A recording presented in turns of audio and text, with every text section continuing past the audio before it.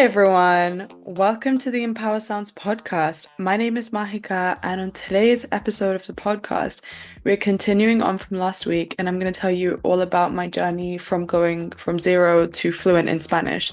So, last week I talked about how I went from zero to intermediate and how I taught myself Spanish up until that point using Netflix, using music, using different apps and resources.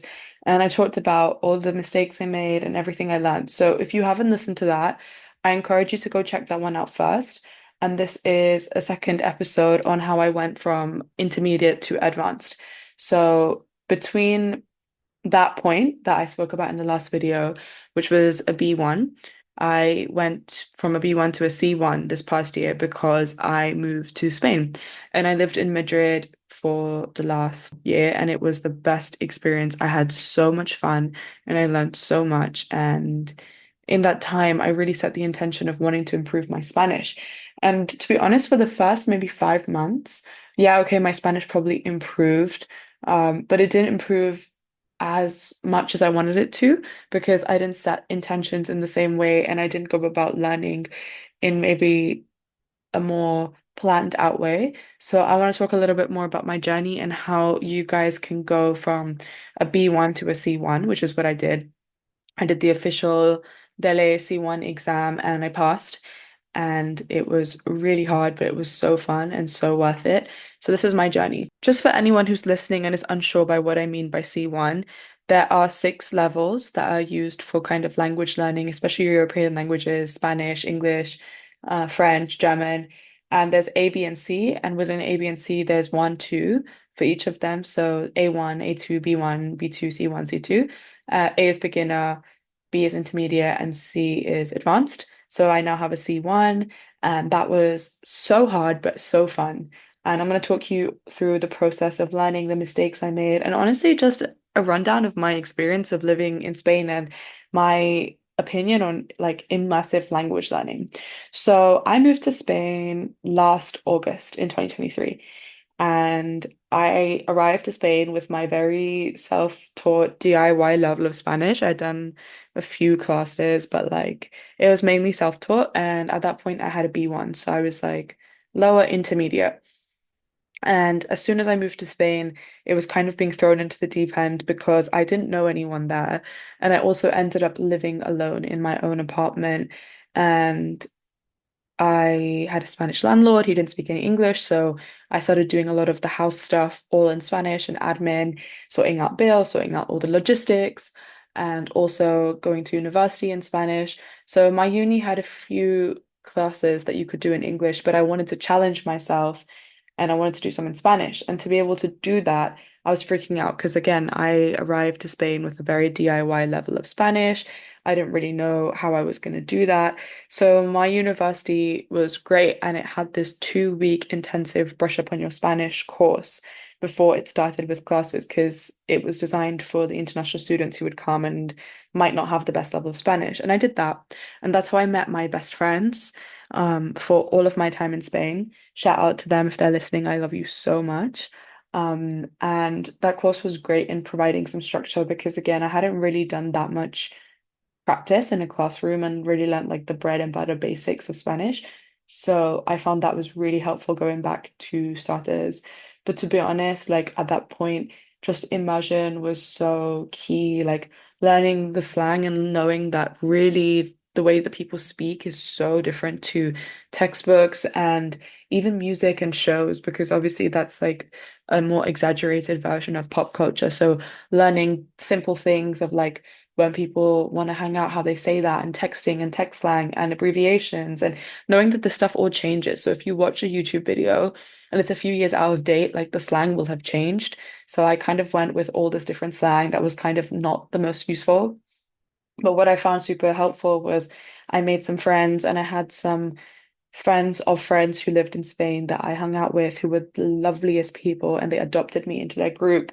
And so literally from day one, I was going and I was hanging out just with Spanish people and chatting to them and learning and making loads of mistakes. And my friends were super lovely. Like straight away they asked, "Do you want us to correct you if you make a mistake?" And I said, "Yeah." And they were so patient with me. And just as we went along, it became so fun, like going out together, doing different things. So I recommend if you go and you immerse yourself, like really do be mindful of like actually hanging out with native speakers because I saw a lot of the English international students would just go and hang out with other English speaking people. And I get why you would do that. You're in a different country, you're far away from home, you don't know the people.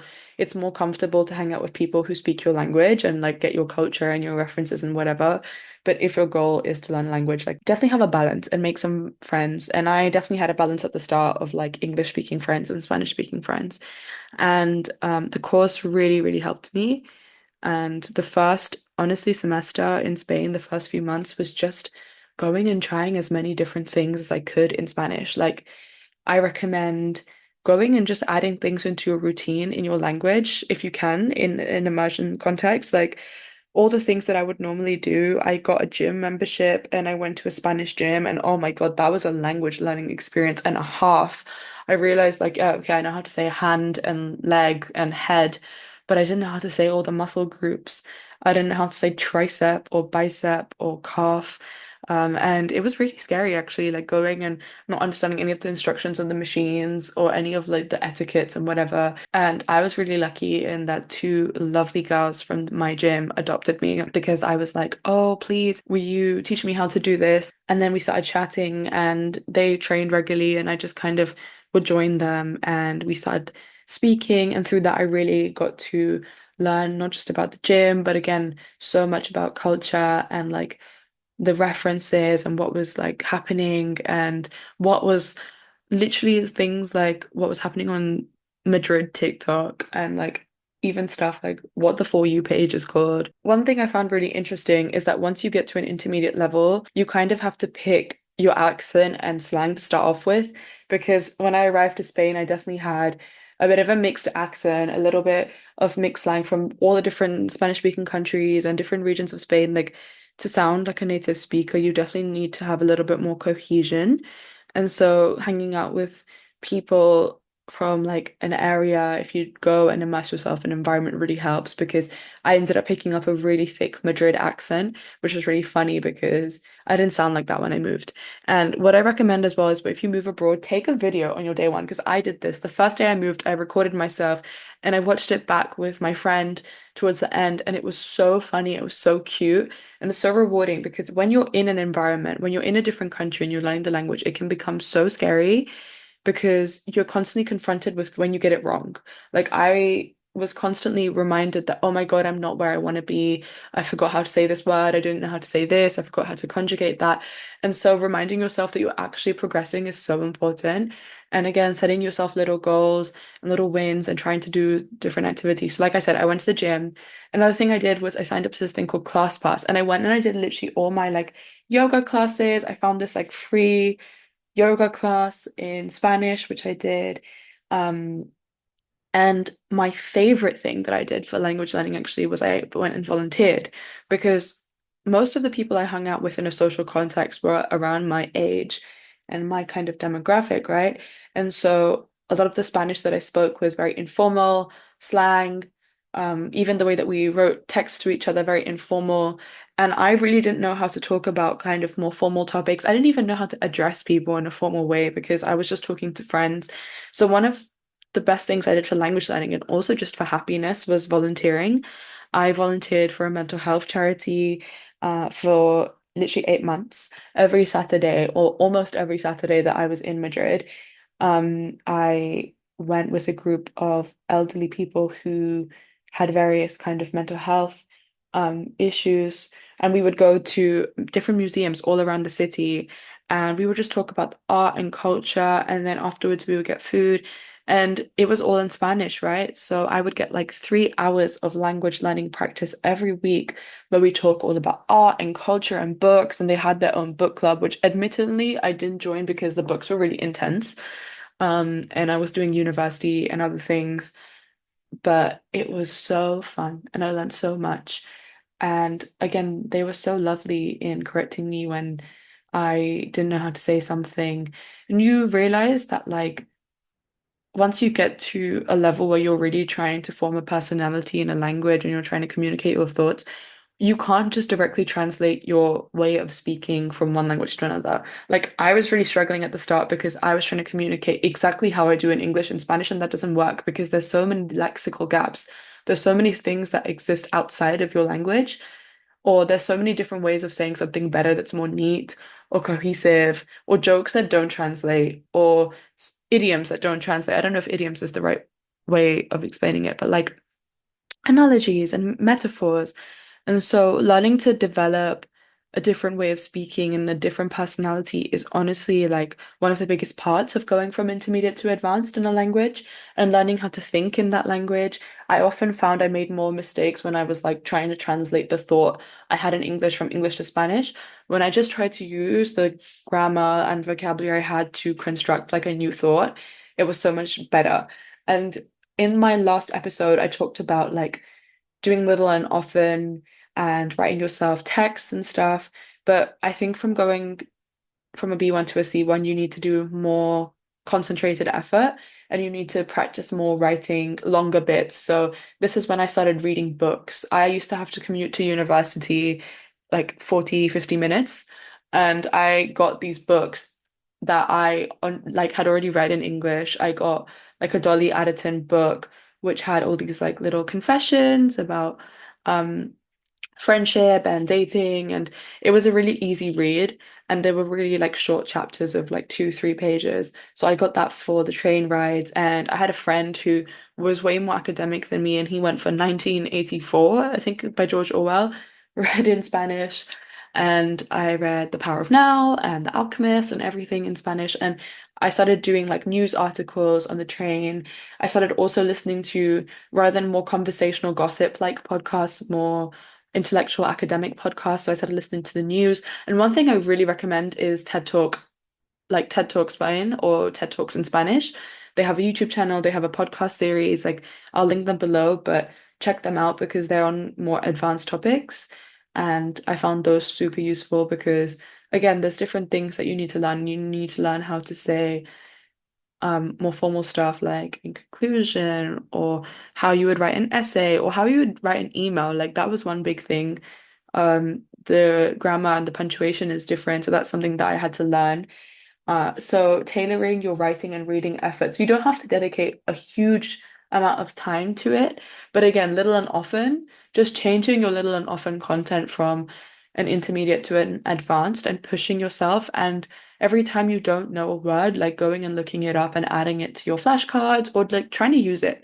Like if I didn't know how to say something, I would ask my friends or I'd look it up and then I would try and actively use it a few times because then you get used to pronouncing it, using it in context. Um, Also going back, because like I said, I taught myself from zero to intermediate. So there's things that I kind of learnt wrong. I definitely learned the gender of different words wrong. I also learned a few grammatical things wrong in terms of what past tense to use when. And I think from intermediate to advanced is all about relearning those things and kind of going through those mistakes and polishing them up. Like when I was preparing for my C1 exam, I was making sure that I knew how to say the right gender for things and how to um conjugate stuff. But honestly, the best thing I did for learning was to get a language partner. And my language partner was great. He was my friend that I met in this Spanish course that I talked about. And we were already really good friends just socially, and we did a lot of stuff together. And we both wanted to get this C1 qualification. So we were like, okay, we anyways like to hang out and we get on. Let's do this together. So we decided that every week we would choose a different coffee shop around the city and we would do some exercises together, practice things on the exam, practice pushing each other, holding each other accountable. And I think this is the best way to do it. Like I honestly don't, I know I wouldn't have passed my C1 exam and I wouldn't have improved if I didn't have that social accountability. Not only is my friend extremely smart and talented, but I think what it meant that every week I would prepare and I would do some stuff so that when we saw each other, we had something to talk about. And also, I got used to having to talk about my life and having to do like more complicated things together because we started like setting each other homework. And it was also such a good way of exploring the city because we did different coffee shops and different activities. And it doesn't always have to be grammar exercises, you know? Like I know grammar exercises can be super dry. So you can do different things. Like some of the fun things we did was we went to a board game cafe and we decided to play Scrabble and all the board games in Spanish. And that was really hard because we had to think of new words and vocabulary and like use critical thinking in a different language. What else did we do? We went dancing. That was so fun. Honestly, gossiped and we did dinners. That was really fun. And we would talk about our experiences like on our trips. Another thing I really loved doing was going on little trips around Spain because you realize that like the different regions have different accents and slang and culture. And I found that great. And obviously, I'm speaking about my experiences living abroad. Not every single person can do that. I was very lucky that the university degree I had was one that did a year abroad in it, and I chose to go to Spain, and I got the opportunity to do language immersion. And if you do get the opportunity to immerse yourself in a different language and culture, please take it because it can be scary and it can be lonely and it can be really hard, but it is so worth it. So, so, so worth it. But again, you don't have to do any of that to get from a B1 to a C1. I think getting an accountability partner is probably the best thing you can do. Getting someone who's on the same page with you, and you don't have to do that in a friend if you don't have that in your life. You can use platforms like italki, which have really cheap language tutors. You can use I know there's a bunch of different apps which I will also link down below where you can find free language partners and they're just like language exchanges. Social media. Honestly, reach out to me if you want language buddies, especially for Spanish, because I want to maintain my level. So we can do it together. And on the podcast Instagram, I'm linking a bunch of the resources that I use. So go check that out as well. And in terms of C1, I think, again, just make it fun because it gets much harder from an intermediate to an advanced than the jump from beginner to intermediate because you hit this thing called the intermediate plateau, which is when, because you have like a baseline level and you can already kind of communicate enough, you don't see the progress that you're making. And so it's really hard to stay motivated because you're like, oh, I'm not making any progress anymore. I don't see the same exponential success that I saw at the start of like learning as much and making so much progress. And that gets really hard because you're like, oh, I'm not good anymore. That's not true. The reality is that you've kind of hit a little bit of a plateau, and to reach the next level, there's a lot more work that goes into it before you start seeing results. And I think for me, it was like a lot more work. And then finally it clicked and I finally noticed a big difference. Like when I'd go out and I'd listen to Spanish music, I'd instantly understand what stuff meant without having to look it up. Or I'd be able to speak to people like without having to think about how to respond in English and how to translate everything they're saying in English. That took time. And I think you just have to stay consistent with it. And the best way you can stay consistent with it is to make it fun. So try and bring as much joy into it. And I spoke more about this in the last episode, but whatever your hobbies are, go and do them in your target language. I went and did salsa in my language. I went and volunteered, like I said, in my language. I went to different museums and I learned all about the art. I read the books that I liked. I made so many lovely friends that spoke Spanish that kind of speaking in the language became easy because my life just revolved around it, you know?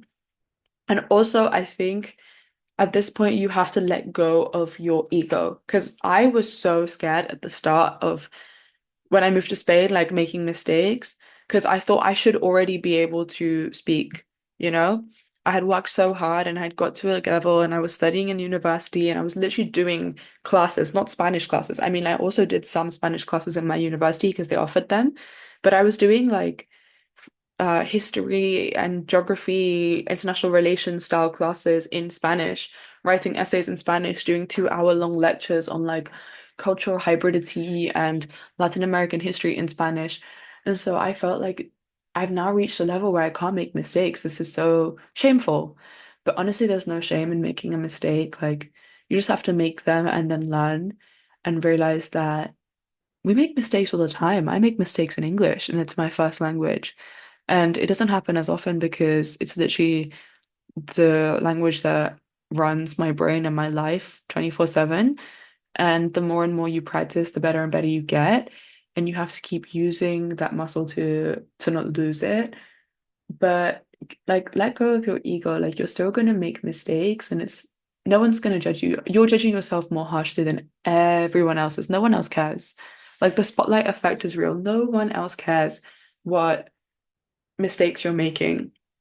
And if you move to a country and you've been studying for a long time, or if you're doing your degree, or if you're learning the language in school and you still make mistakes, there's literally no shame in that. Like, it's so fine to make a mistake as long as you learn. And honestly, again, I think making mistakes is the best thing you can do because then you learn and you don't make the mistake again. But if you're too scared to speak because you should be able to speak by this point and you can't, that is just you missing out on an opportunity to learn and grow. And I was so guilty of that. Like maybe 3 or 4 months into living in Spain, I really felt like, oh, I'm not getting any better. Maybe I should just kind of focus on making my life easier rather than forcing myself to learn this language and make some more friends that can speak English and do less admin stuff in Spanish. But then I kept pushing through and it was so worth it. It was so, so, so worth it. And in terms of maintenance, this is something that you and I were struggling together because I've moved back to England and I still want to keep this level. And I think it's one of those things where it's not like a destination that you reach. You have to really keep working on it. And so my advice to people, again, this is advice that I need to take as well because I'm in it with you guys, is to consistently do activities related to a language and to try and keep those connections. I mean, if you make friends that you can practice with, just staying in contact with them. And I'm really trying to do that. It's easier said than done. And my friend who was my language buddy, he said that like he has bi-weekly calls on italki and has like really inexpensive classes. So doing something like that or setting some time in your day that you set for just maintenance of your language. It doesn't have to be a lot because again, you've reached this level. You don't have to keep putting in a crazy amount of time to learn new things, just to keep remembering. So sometimes when I do my makeup now, I listen to a podcast in Spanish, or when I walk to university, I listen to Spanish music, or I call one of my friends, and that's my practice. And I think also just not obsessing about like losing your level. That was something that I was guilty of like, oh my God, I'm going to lose my level. Oh my God, I'm going to lose my level. Oh my God, I'm not going to maintain this. It's like the gym.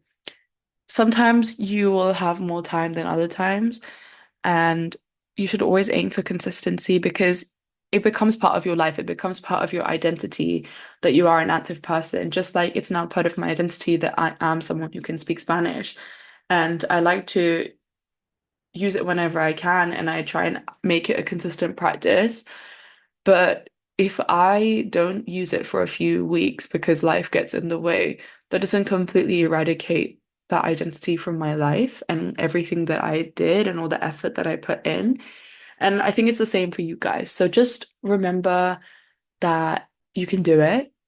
You have to plan a little bit. So start by planning what time am I in the week going to set for language learning to do more specific things. And I think to get to an advanced level, you really do have to like sit down and make sure that you're good with all the grammar. And this is an ongoing process. Like I still, again, make grammar mistakes. So choose some time in your schedule and literally like set yourself a grammar date. This is what I did with my friend when we used to get coffee. We used to go mostly every Tuesday for like 2 hours and we do like our grammar dates and we talk about that.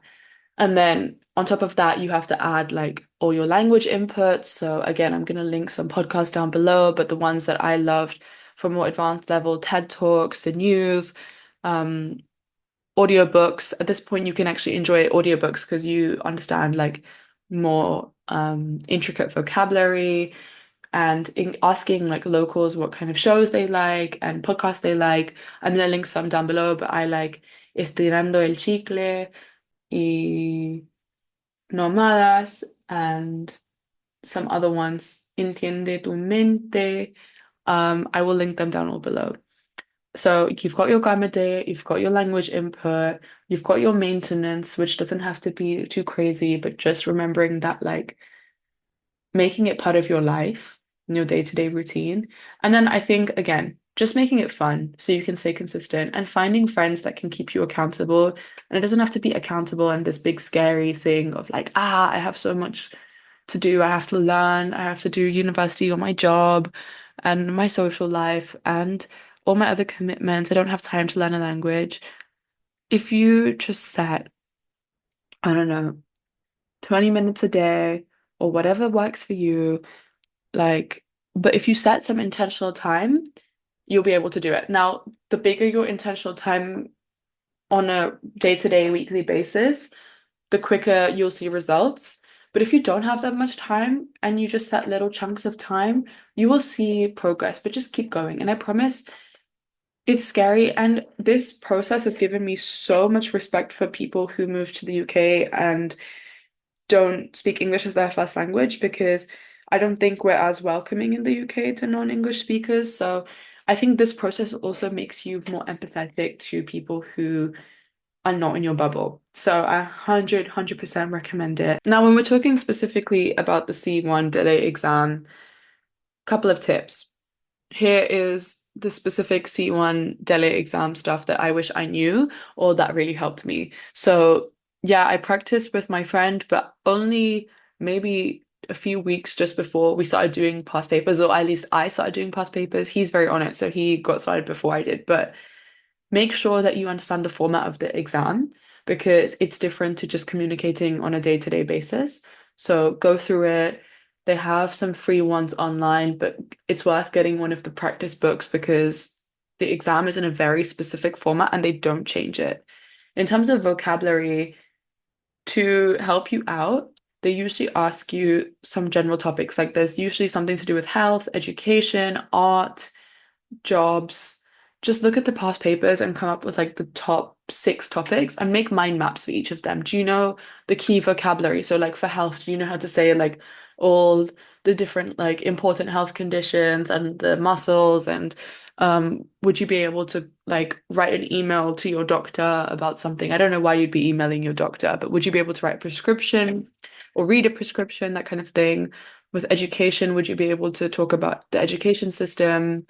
With art, would you be able to talk about fine art, something like that? So go through the past papers, then make mind maps on the topics and just make sure you have all the key vocabulary and just add some good adjectives and stuff onto that. In terms of the grammar, just know what mistakes you make frequently. Now, you can literally get ChatGPT to correct this for you if you don't have a friend the same way that I did, but I use ChatGPT as well, or AI, where you literally write a passage about whatever prompt. You can literally ask it to give you prompts. You can put in, these are the past papers. Can you write me some questions that would be similar? And you can practice responding orally and writing them down.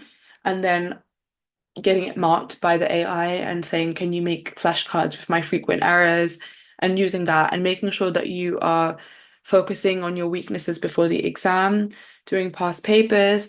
I'm going to link a really, really good YouTube channel down below called Spanish with Vicente. And he has a whole playlist on the DELE and he has one for the B1, the B2, and the C1, I think.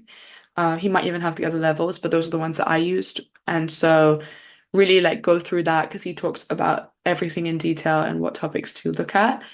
And know how to say like connecting phrases. So like therefore, because, and like how you would start an essay, like in conclusion, consequently, subsequently, all of those things. Because when you write a formal text, it will really help. Or when you say something in a formal context, which is often the case in this kind of exam, it will really help. If it's really overwhelming, just take it easy. You don't have to put pressure on yourself. It will come with time. And I think because I made it fun, but I still added a little bit of pressure, I got things done, but it was never something that like exerted me. And it was never something that I found miserable. And that's how I got fluent because it was something that I could do consistently. And obviously, learning is intense and can be rigorous, but you don't have to learn in the way that school teaches you of sitting down with a grammar textbook for hours and hours and doing grammar exercises. It's important to know how to do those things, but if you find a way to do that better, then do it in a way that works for you. And like I said in the last episode, you have to find out what kind of learner you are. Are you a visual learner? Are you an auditory learner? Are you a kinesthetic learner? Do you like to learn by doing things? Do you like to learn by watching things, listening to things, having a good mix of everything? Yeah. So in conclusion, I would say make it fun, make it social, make it consistent, and plan. So you need to plan when you're going to do it. You're going to set some time aside for when you're going to do your language learning practice, and it doesn't have to be a crazy amount of time.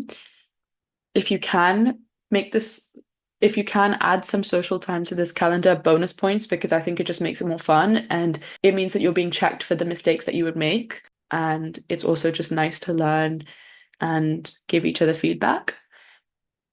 Number two, again, make it fun. I've said this on loop, but please, I'm emphasizing like nothing gets done in life if you don't make it fun. Fun is truly the secret sauce to everything.